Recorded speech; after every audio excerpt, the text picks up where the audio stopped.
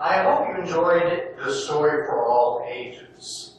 Moving on, though, rather than encourage you to play freeze tag or bat a beach ball around, I'm going to challenge you to let your mind play.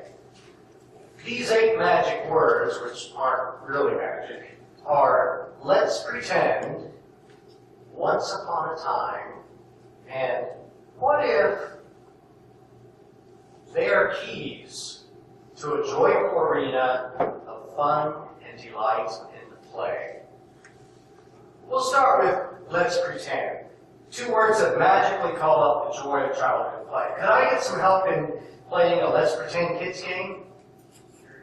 If you're willing, let's pretend that anything you drink right now will make you temporarily as smart as Einstein. So can everyone take a real or imaginary drink real quick? Let's pretend we're now all as smart as Einstein. Therefore, E equals MC squared. See, it works. Here's another quote from Einstein. Everything should be made as simple as possible, but... Is it wearing off? But not simpler. That's right. The knowledgeable Einstein also appreciated the power of imagination. He said, imagination is more important than knowledge. The Let's Pretend game engages the imagination. Let's Pretend unleashes the terrors of a floor covered with hot lava without actually burning any feet. Let's Pretend says, okay, now the floor is a swamp, and Lucas, you're a crocodile. Let's Pretend frees us momentarily from the constraints that reason and logic impose on us. Nothing wrong with reason and logic, but my challenge is, invite some imaginative joy into your life through the use of some magic words to invoke play. So, let's pretend. I'm going to direct the focus of the Let's Pretend game right now, but after you leave, you will take the reins. Jump on your pretend horse and ride it into the sunset, or the sunrise, or the parlor, or the mountains, or wherever you want to go. It's up to you and your imagination. In setting up for our next Let's Pretend scene, I'd like you to notice some of the things necessary for a good Let's Pretend. You have to trust the relationship with your co-conspirators. You have to believe you won't be ridiculed for believing impossible things. You have to be open to having fun and, at least temporarily, accepting someone else's craziness. You have to become an actor and imagine yourself in new situations. This seems to come so naturally to kids and explains why it's just so much fun to participate in the no-holds-barred session of Let's Pretend that kids so often cook up. Let's pretend that we're all comfortable enough with each other to allow some delightful, perhaps out-of-characterness to show. Can we try that? Sure. Okay, I promise not to embarrass anyone. Let's pretend that calories don't count. No matter how much of something you eat, you'll stay healthy and you won't get fat. What would you have for dessert every day? Banana split. What would you never eat again if you didn't need it to stay healthy? Kale. Kale. Yes, kale. I've heard there's no such thing as a stupid question, with the possible exception of, are you enjoying that salad? Let's pretend that Fort Worth just got transported instantly through space to another Earth-like planet, but only we in Fort Worth exist any longer. There are no other people on the planet. Would your after-lunch plans change? What would you say differently to someone you met this afternoon that you hadn't met before? And for our last Let's Pretend game, before you take over directing Imagining, let's pretend that every time you make a silly face at someone, you cause their happiness to expand. And if their happiness expands, the happiness in the world grows. And if the happiness in the world grows, that means the misery is reduced by a little bit. And if just by making a happy, silly face at someone, you could reduce the world's misery, might you do it? Nope. Let's pretend that making silly faces makes you smile. So I dare you, make a happy, silly face at someone right now.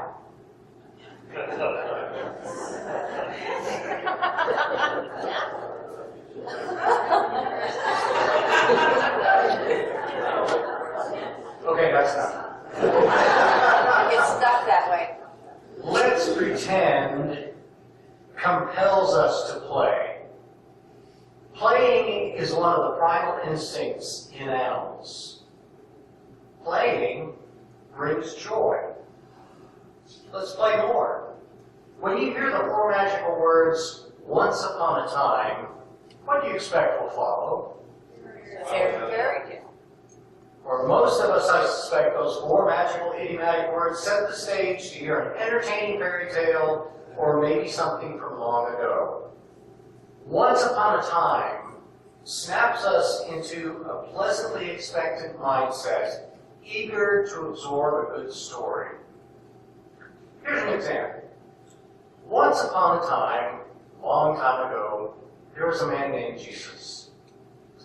One day, as was his custom, Jesus is preaching to the multitudes on the hillside when he suddenly realizes nobody's paying any attention to him. Now, this just really freaks Jesus out because usually he has no problem. So he looks out over the crowd, he sees everybody looking over toward a disturbance on the edge. He shoulders his way through the crowd and comes to this ring of men standing around a woman who's lying on the ground in the middle.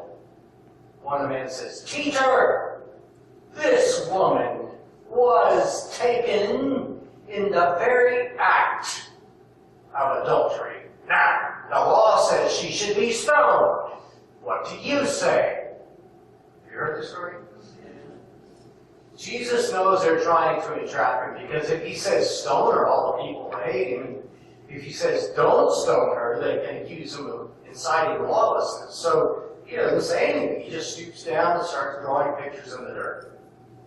After a while he says, "Let the one who is without sin among you cast the first stone." And he goes back to his artwork. Next time he looks up, all the men are gone. "Woman," he says, "where are your accusers?" She says, "Well, they've all left, Lord." About that time, here comes a rock, sailing across the crowd, smacks her right inside the head, knocks her down. And Jesus cannot believe anyone would have the audacity to say they had no sin and chuck this rock. So he looks out over the crowd, he looks over where the rock came from, and then he says, "Mother, sometimes you just really piss me off."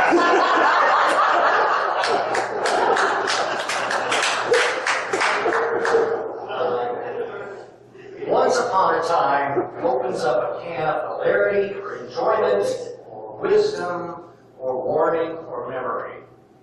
Once upon a time ushers us into a receptive place in which the coming story's value can cuddle in and keep us company. Once upon a time is the beginning of a story we know will have a middle and an end. The end is often formulaic.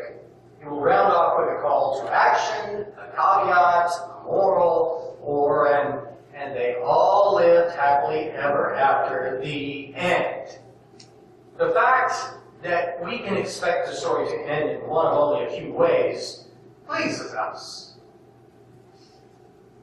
Once upon a time, there was a sensible lad named Tim who lived in the city of Prudence. He never took unsafe chances and always used antibacterial soap. He did his homework. He was not a troublemaker. When he was a young man, his father took him aside and gave him advice. "Son," said the father, Always be careful, always be safe. Do as you're told. If you don't make waves, your boat won't sink. And you'll live to a ripe old age, play golf, and enjoy retirement. So Tim took the advice to heart. He did what was expected. Well, one day while he was in college learning accounting, which he didn't really like, but it was sensible, Tim met a bright-eyed young boy in the park.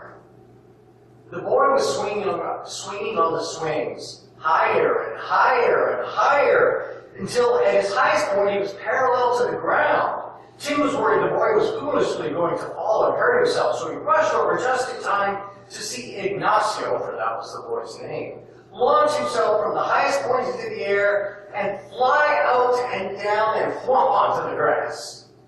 "Are you hurt?" cried Tim. When the 6-year-old Ignacio got his breath back, he giggled and shouted, "That was great! I'm going again." Tim told Ignacio he needed to be careful, but Ignacio told Tim not to worry, this is fun. When Ignacio's mom came to check on him, Tim and Ignacio had already struck up a friendship. Tim offered babysitting services if Ignacio's mom needed them, and they all became fond of each other. Ignacio still took chances. Tim always urged him to be cautious. By and by, Tim graduated and became an accountant. He took his vitamins and jogged to stay healthy, married his college girlfriend and began a family, and settled into a predictable day-to-day routine. Meanwhile, Ignacio grew up chasing butterflies, smelling honeysuckle, jumping out of trees, kissing pretty girls, sucking the marrow out of life, collecting bruises and scars, but always finding ways to enjoy himself.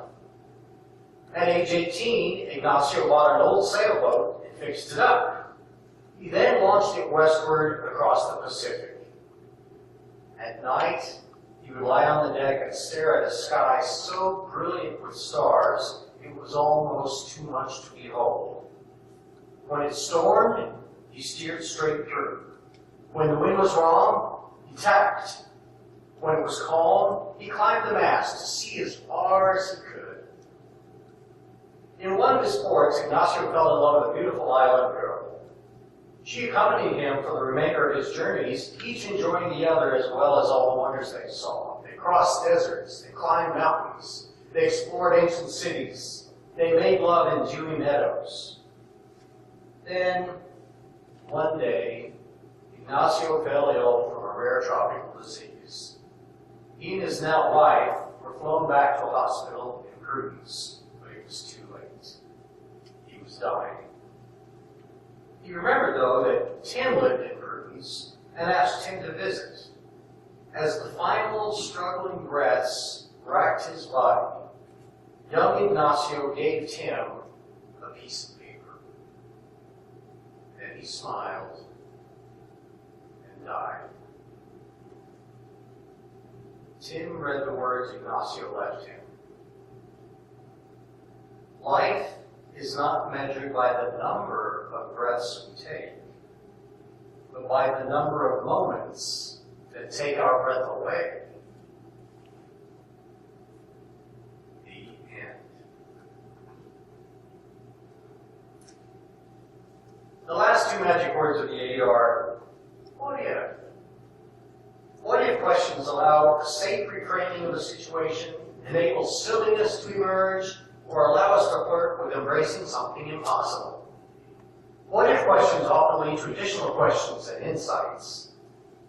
As I propose some what if questions to you, let the ones that don't tickle your fancy just slide off into the ethers. If one particularly sparks your imagination, I challenge you to figure it out if you can, why you like it. Then think about it again later. Act on it if you choose, and come up with your own what ifs. But above all, let's enjoy the delight of playing with ideas. Let's start with a classic college sophomore philosophical question. What if our universe and we are just subatomic particles in some cosmic giant's fingernail? What if things we currently believe will be revealed over the next 50 years as errors? Which half is wrong? How could we know? What if we all wore lenses that made everyone look as beautiful as our favorite movie stars? How would we judge others if looks were unimportant? What if the Matrix is real?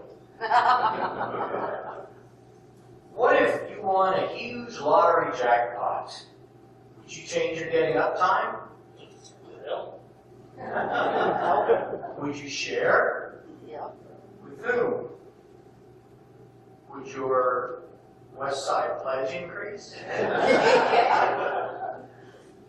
What if there really are mirror image worlds inside the looking glass? What if the worst things you can imagine all came true and you survived and emerged wiser and happier? What if everybody really is out to get you? What if you could choose a personal board of directors from among all people, living or dead, real or fictional, known personally or known only online? Whom would you want giving you advice and support? What if there were a device that could automatically turn your nighttime dreams into movies? Which channel would show yours? What if you could use these magic words anytime you wanted to play and have more joy? Spoiler alert, you could. Can you see how what if might let your mental gears playfully spin? What ifs expand your thought boundaries? What if you just allow that to happen whenever? Here's the thing. These magic words don't require elaborate magic rituals, but they work best when you properly set the stage. Let's pretend to work best needs an atmosphere of trust, willing adventure, and cooperation. Once upon a time, wants Facebook to be off, your cell phone put away, and Netflix chilled into dark stream mode. What if requires a playful exuberance to soar into the impossible? I urge you, rediscover the joys of let's pretend. Find kids or friends to play with. Delve into fairy tales. Experience the delight of once upon a time. Read them to your kids or write your own tales and read them out loud, or just make them up as you tell them. Abandoning yourself to once upon a time will deepen your happiness and satisfaction with life. And play what if by yourself or with others anytime you want to explore expanding your own unconscious mental boundaries. Playing brings us joy. So, play. Play. Next Sunday, we'll welcome our new Bible minister, Sherry Woodbury, to the pulpit for the first time. Yeah. Yeah. We won't need to let's pretend we have a minister. We won't need to wonder, what if we hadn't found somebody cool? We will begin our own new once upon a time story. One that might sound something like this. Once upon a time, in a time very much like right now, there was a group of intelligent, compassionate, fun-loving people who were about to embark on a new journey on the good ship West Side. They had a brand new captain at the helm, and each was eager to do whatever part helped the good ship West Side travel smoothly. So, with high hopes and great expectations, They set sail. The end. Wait. The end doesn't really work here in our story. Instead, how about the next beginning?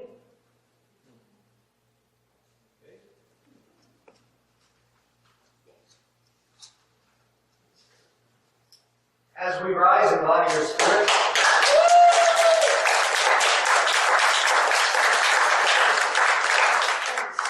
thank you. As we rise in body or spirit, let's join in singing our closing hymn, number 348, Guide My Feet.